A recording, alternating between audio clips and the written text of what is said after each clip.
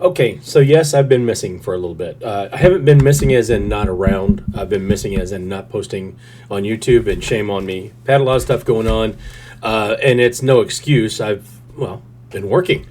I'm on call. There's a bunch of other stuff going on. I have been working on videos. I just haven't got a chance to get them finished filming, edited, published, and all that stuff. We're going to get back in the swing of it, but yeah, it is what it is. I'm not going to apologize for having to work full time. I like my job, and that's what happens. But that's not why we're here today. This is the reason why. This is the OG, one of them anyway. This is the Ryzen 5 1600 AE version. That's the Zen processor, the one of the ones that got it all started. 6-core, 12-thread, ran it I think 3.2 gigahertz, up to 3.6, a whopping 3.6. To put that in terms today, we're having processors that run at 1.5 times as fast as this. But when Intel was stuck on 14 nanometer and all they were putting out was 4-core, 8-thread, 4-core, 8-thread, 4-core, 8-thread, this was a true 6-core, 12-thread, along with the 1700, which is an 8-core 16-thread. This is when AMD started to really catch up, these right here. So today we're going to go ahead and put this one in Son of Fred, which is my old computer. Some of you guys might remember it from when I first started the channel.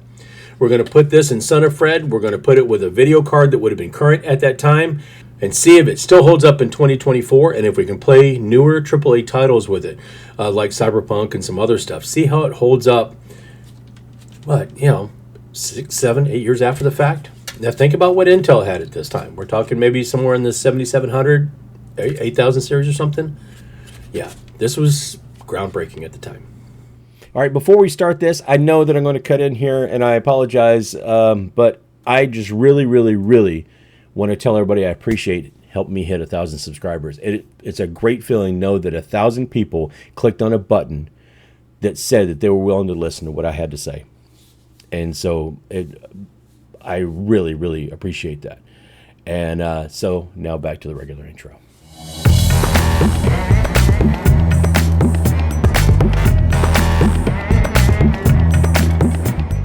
So, Son of Fred was actually a computer that I took most of the inside out of a computer I named Fred and put it into here. Now, since then, it's all been swapped out, got different parts and all new parts, but we're going to go back to the basics. We're going to go back to the Ryzen 5 1600, and we're going to go back to a typical video card. I think I'm going to use either the RX 480 or an RX 580 2048, which would have been basically an RX 570. I think I'm going to do the 480. It's still in good shape. It's still running well, and I think we can still get something out of it. But I want to see if it's going to play modern AAA titles, and what better way than to check it out on one of these.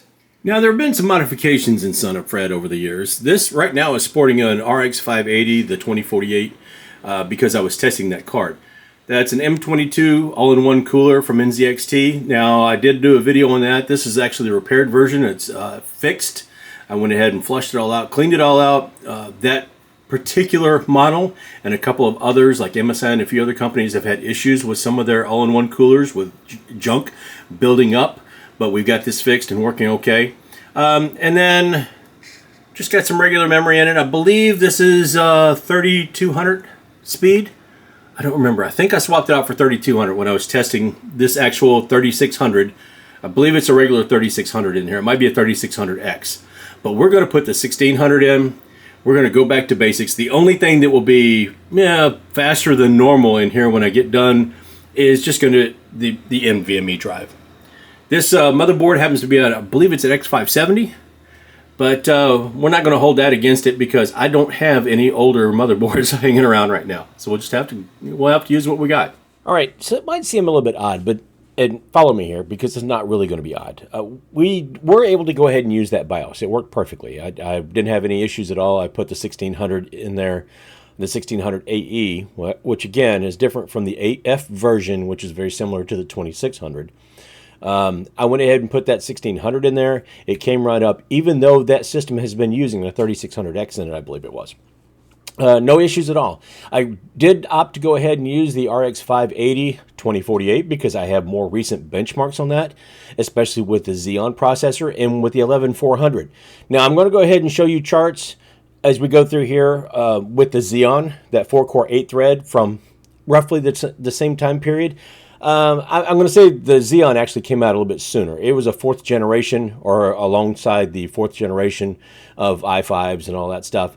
And this processor, this 1600, came out around the same time as the 6th and 7th generation.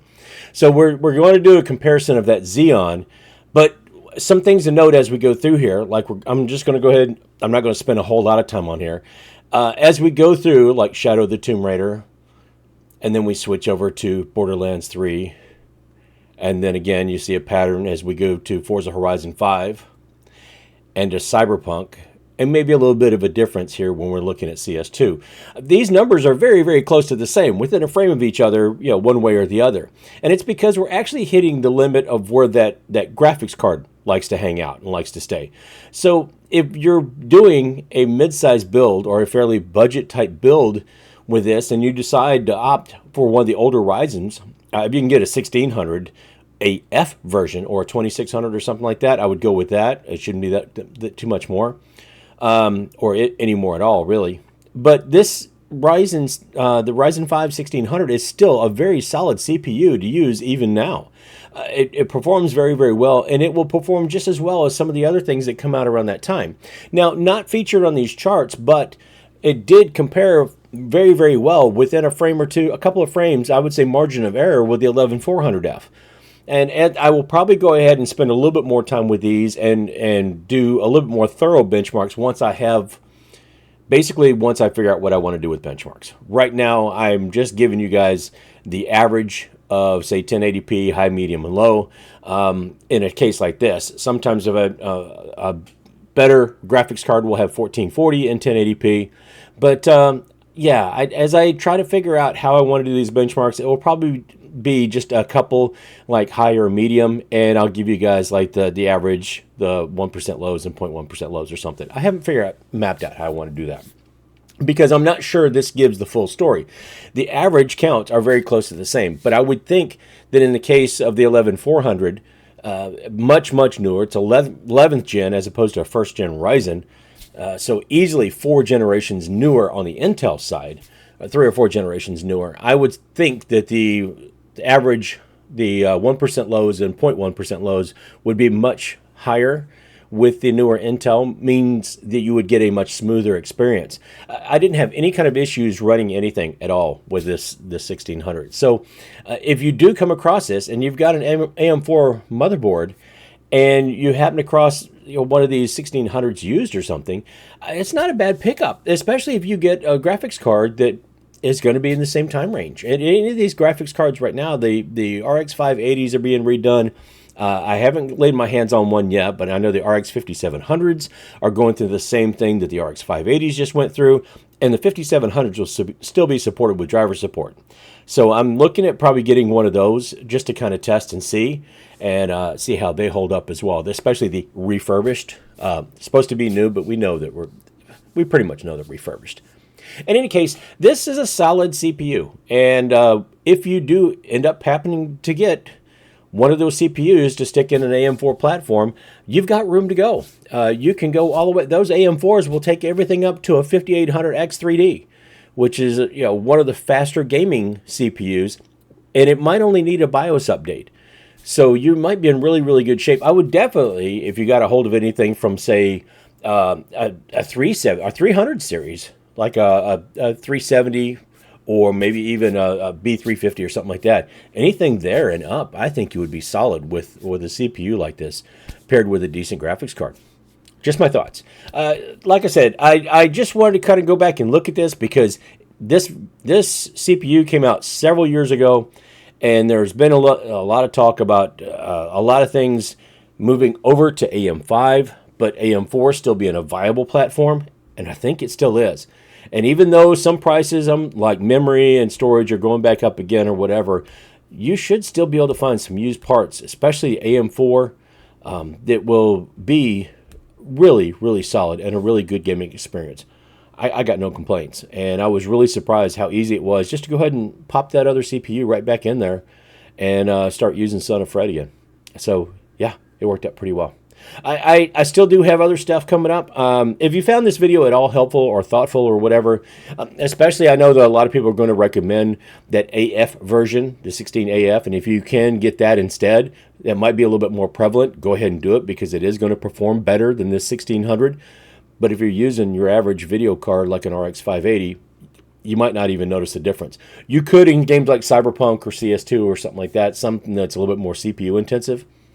But, I mean, it might not make that big of a difference unless you're really, really, really trying to go hard in some of these esports games. I don't know. But anyway, yeah, if you found anything helpful or useful out of the video, go ahead and throw a like on it. Thank you very, very much for helping me hit 1,000 subscribers. It is amazing. I cannot express my gratitude enough. And I'm sorry that right after I hit that plateau, I disappeared for a little bit. Work comes first. My real actual job comes first, and that's a non-negotiable, unfortunately. And sometimes that does take up quite a bit of my time, and it did in this case. In any case, I am back with you guys. I'm going to do my best to go ahead and keep this stuff coming out. I do have other things coming. You guys might remember that I bought a broken Optiplex and was going to do some basic upgrades on it with the 6th gen Intel. I might have laid my hands on a 7th gen Intel with the PC for less than that chip itself would cost. We'll see when it gets here in a day or two. Anyway, that is all I have for this time. Thank you once again. I appreciate everybody. If you don't forget to hit me up on the other socials, especially that Purple channel. I'm streaming more and more often. And yeah, having fun doing it, building a little community over there as well. So if you guys get the chance, go ahead and do that. Hit me up on the other socials and all. But if you don't do anything else, please just do me one favor, and that's be good to each other. It doesn't cost anything to be kind. Yeah, smile, wave, hold the door open. You guys know the drill. I always say this every single video, and I have for months and months. Take care of each other. Just look out for each other. A simple good morning or a smile might go a long way to helping somebody's day. You know, might make their day a whole lot better. You never know. And you could have done that. You could have been the person responsible for having a good day and not even know it. So until I get myself into something I got no business getting into, I'll see you later.